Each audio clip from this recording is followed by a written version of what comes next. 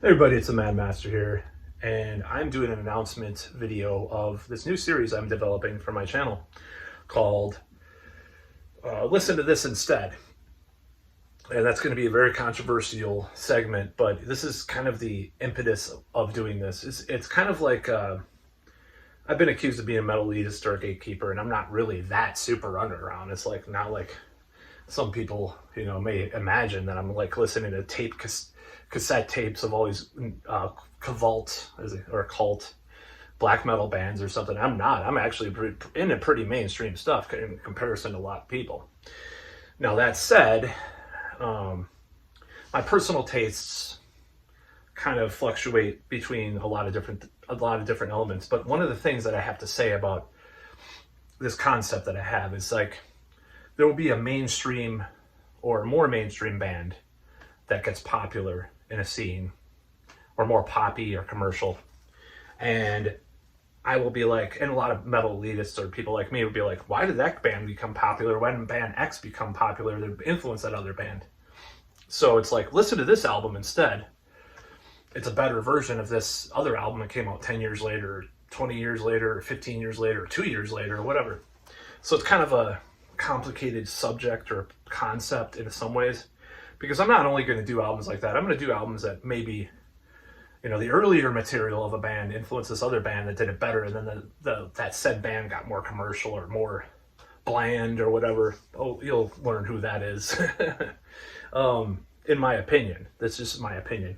So it's kind of an interesting series, and some people are not going to like me bashing, mainstream metal or whatever. But this is the one thing that I have to say about this. So I'll give you the prime example of this whole thing is the band Dragon Force. And I'm going to admit this because it's like, I'm really bothered by people that love Dragon Force and never like conceptualize the idea that the sound may be something a little bit older. As a matter of fact, like I think it was 2003 that came out, right? The infamous first album, not infamous. I actually like the first album. I like some of their albums, I'm just gonna say.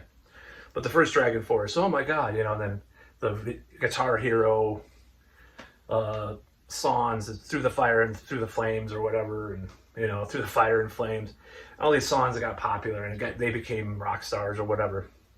And the thing is about Dragon Force, this bothers me because the sound was done before to some extent. When you listen to the precursors like Rhapsody's Dawn of Victory, first album, the first power metal band that I heard using blast beats was Steel Prophet on Dark Hallucinations, which is their concept album about Fahrenheit 451. And then you have Somewhere Out in Space by Gamma Ray. I'm giving away a little bit of the story here right now, but this is going to be this kind of concept that I like an earlier album by a band that a later band didn't really do all that much to improve upon. In fact, with the Taste of Dragon Force, I saw them live, and it just, you thought like regular power metal was repetitious. Oh my god, and I do like some of their albums, granted. I like some of their they had this bass player that left who was from the band Heavenly, and he wrote some of the songs on some of their later albums, and I thought there was massive improvement because it got a little heavier, like a little chunkier, more riff based, and more variety. But at the same time, he left, and then I don't care about them after he left. And it's like, that's what bothers me is the mainstream normie people who'll think that's like, I'll never forget this time. This I told this guy I liked European metal. He's like Volbeat, man, like Volbeat. No. Or when you in the '90s when you told people you like metal and they automatically assumed you loved Korn.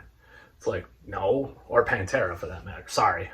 No, that's not what I'm into. I mean, Pantera I like a lot more than Korn. Let's just say that.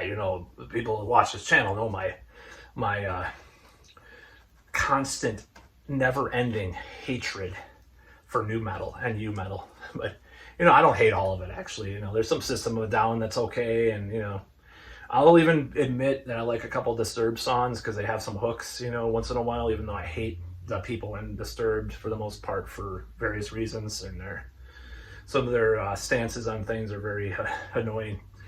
But yeah, that's kind of the whole point of this, these videos I'm going to be doing is that I'm going to compare an album that came out, maybe it came out in 1995, and then some, band that got all this acclaim, and then half the fans don't even know what that other band, the previous band was.